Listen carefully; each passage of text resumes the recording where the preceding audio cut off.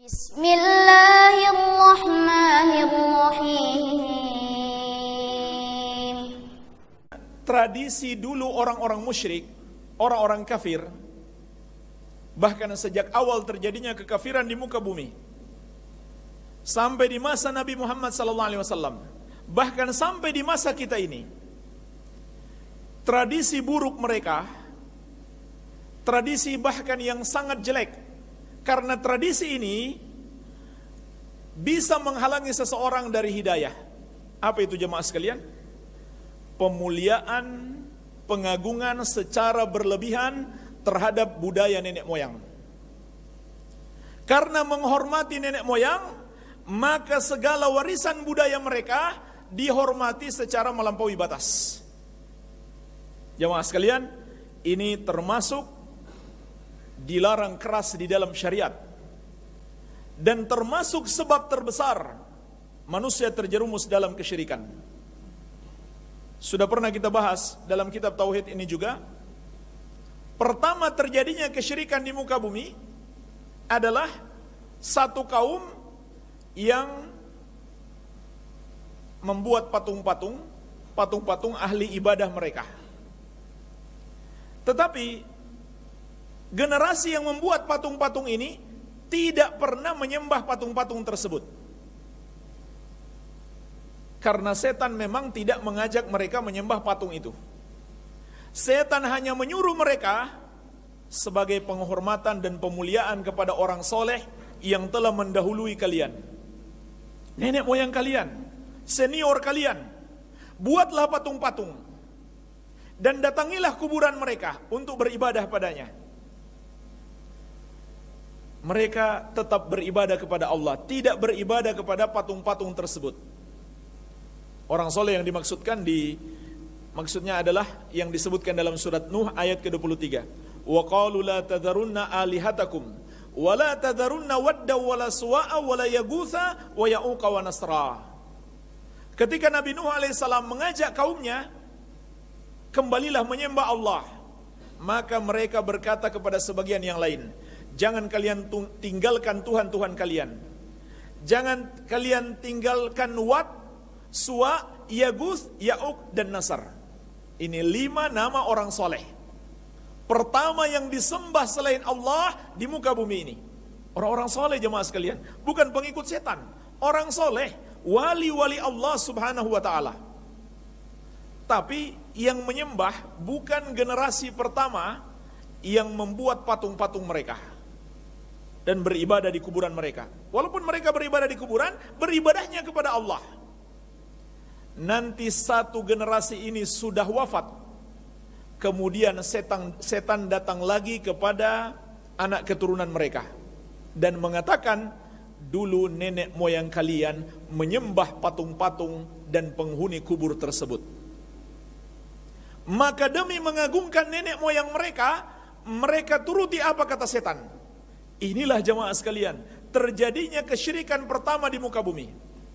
Dan terus seperti itu.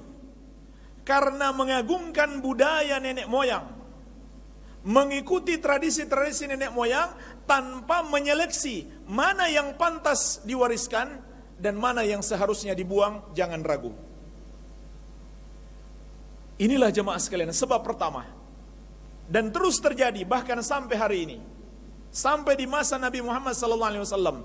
Allah subhanahu wa ta'ala berfirman di surat Al-Baqarah ayat 170. Wa idza qila lahum ittabi'u ma anzalallah. Apabila dikatakan kepada mereka, ikuti apa yang Allah turunkan. Apa jawaban mereka? Qalu bal nattabi'u ma alfaina alaihi aba'ana. Mereka menjawab, bahkan kami hanya mau mengikuti apa yang diwariskan oleh nenek moyang kami. Budaya dan ajaran-ajaran nenek moyang mereka, itu mereka pertahankan. Karena ternyata itu bertentangan dengan ajaran Islam. Jadi, yang tidak mau mengikuti syariat Islam, yang tidak mau mengikuti ajaran Islam, alasan tidak sesuai budaya bangsa, dengan alasan tidak sesuai dengan kearifan lokal, dia sama dengan orang-orang musyrik jahiliyah dahulu. Maka Allah mengatakan, awalau kanu aba'ahum la ya'kiluna syai'aw wa la yahtadun. Apakah mereka masih akan mengikuti nenek moyang mereka, padahal nenek moyang mereka tidak berfikir dan tidak mendapatkan hidayah?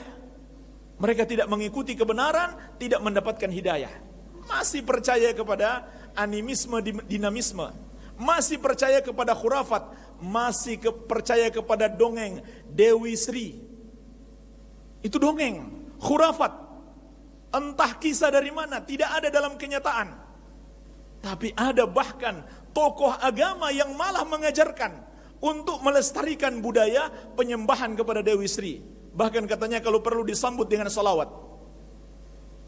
Untuk panen memuliakan Dewi Sri, diyakini sebagai yang menumbuhkan tumbuhan-tumbuhan.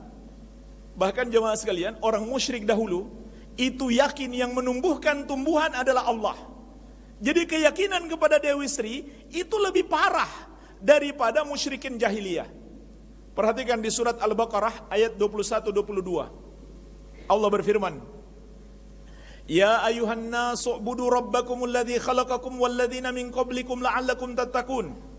Wahai manusia, beribadahlah kepada Rabbmu yang telah menciptakan kamu dan orang-orang sebelum kamu agar kamu bertakwa. Alladzi ja'ala lakumul arda firasyan was samaa'a binaa'a. Yang menjadikan untuk kalian bumi ini sebagai hamparan dan langit sebagai atap. Wa anzala minas samaa'i ma'an fa akhraja bihi minas thamarati rizqan lakum. Yang menurunkan kepada kalian hujan dari langit. Lalu dengan air itu dialah yang menumbuhkan untuk kalian berbagai macam tanaman sebagai rezeki bagi kalian. Fala taj'alu lillahi andada wa antum ta'lamun. Maka janganlah kamu menjadikan sekutu-sekutu bagi Allah padahal kamu sudah mengetahui. Apa artinya kamu sudah mengetahui jemaah sekalian? Kamu sudah tahu Allah yang menciptakanmu. Allah yang memberikan rezeki kepadamu. Allah yang menurunkan hujan dan menumbuhkan berbagai macam tanaman. Siapa kamu yang dimaksud di sini jemaah sekalian ketika ayat ini turun? Imam At-Tabari menyebutkan dalam tafsirnya dari Ibnu Abbas radhiyallahu anhuma, maksud ayat ini pertama sekali ditujukan kepada orang kafir dan orang munafik. Karena mengajak mereka menyembah Allah. Sedangkan orang-orang beriman sudah menyembah Allah.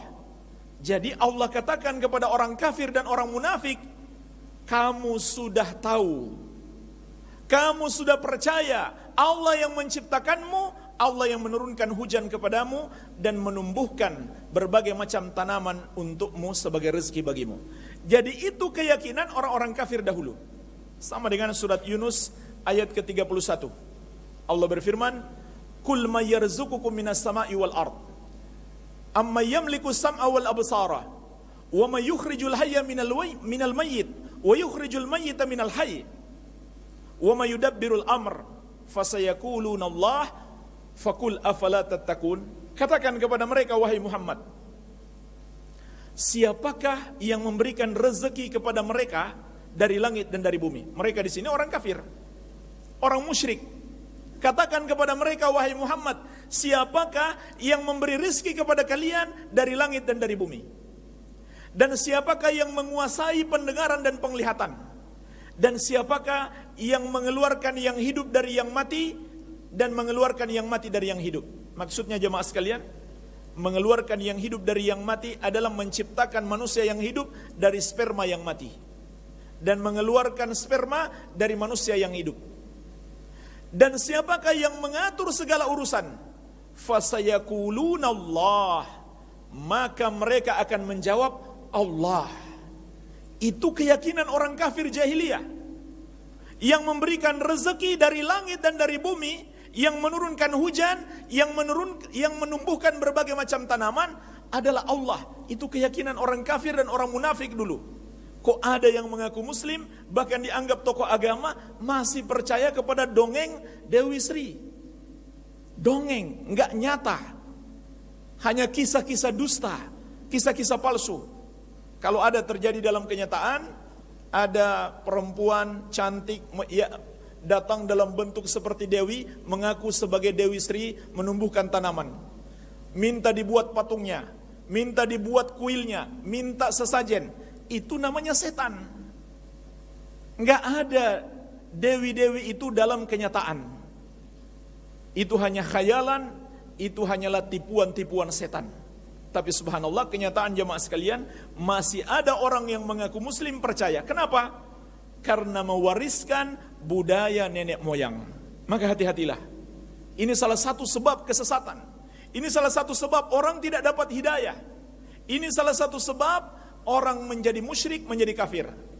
Karena tidak selektif di dalam menerima dan mewariskan budaya nenek moyang. Yang lebih parah lagi, sangat disayangkan, itu sengaja dilestarikan hanya demi kepentingan perut, hanya demi kepentingan bisa makan,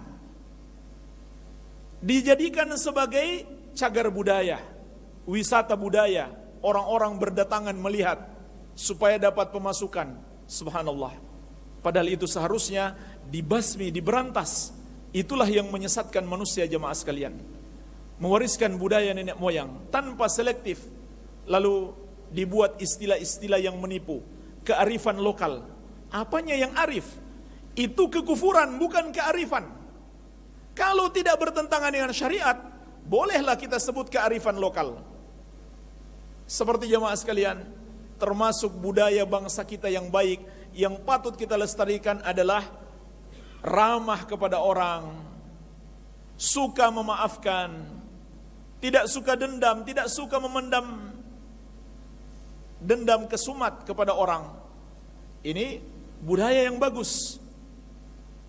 Kalau ada sebagian masyarakat yang budayanya harus selalu menyelesaikan persoalan dengan parang, ya, seperti di sekitar daerah saya begitu. Kalau ada persoalan harus selesaikan dengan parang. Ya. Bahkan harus masuk ke dalam sarung. Dua orang laki-laki punya persoalan, masuk dalam sarung. Masing-masing pegang pisau. Jadi sudah habis-habisan di situ. Nah, itu budaya buruk. Nggak boleh dilestarikan. Ya. Itu sudah jelas. Tapi yang lebih buruk lagi, yang mengandung syirik. Itu belum ada apa-apanya. Itu semua kita sepakat. Itu budaya jelek. Kalau ada persoalan harus diselesaikan dengan parang, habis-habisan.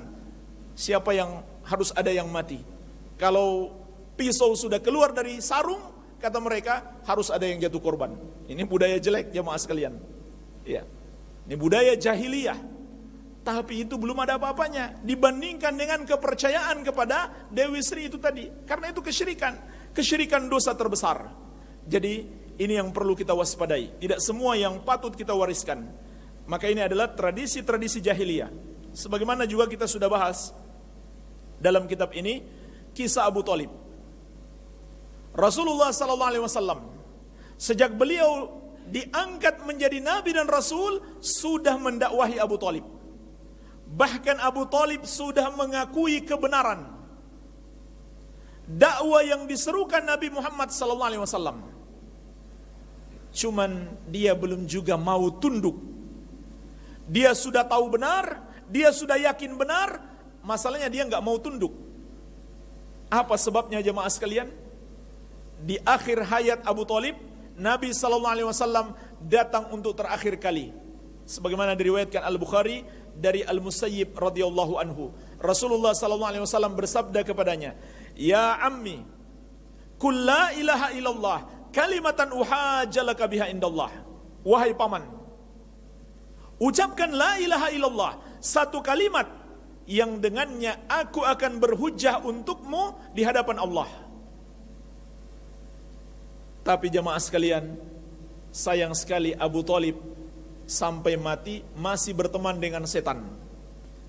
Ada dua setannya di situ ketika itu.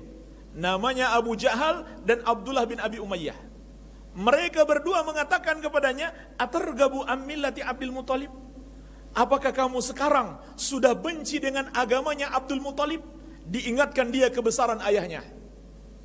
Kalau kamu tinggalkan agama nenek moyangmu, masyarakatmu akan mencela kamu. Itu jemaah sekalian, takut dicela masyarakat. Takut dikatakan tidak ikut adat istiadat. Takut dikatakan tidak menghormati adat. Padahal adat itulah yang tidak menghormati agama. dan tidak menghormati orang yang lebih tua. Siapa yang lebih tua memangnya? Nabi Adam alaihissalam.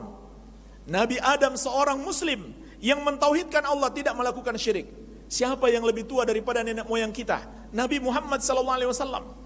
Beliau yang lebih pantas dimuliakan daripada siapapun. Karena takut dicela sebagai orang yang melanggar adat istiadat, sebagai orang yang tidak memuliakan nenek moyang, sampai mati Abu Thalib tidak mau beriman. Itulah yang terjadi pada Abu Thalib. Padahal kurang apa yang mendakwahi dia, seorang nabi dan rasul, nabi yang paling mulia, nabi yang terbaik, tapi tidak juga dia dapat hidayah. Kenapa jamaah sekalian? Mempertahankan budaya nenek moyang. Maka hati-hatilah.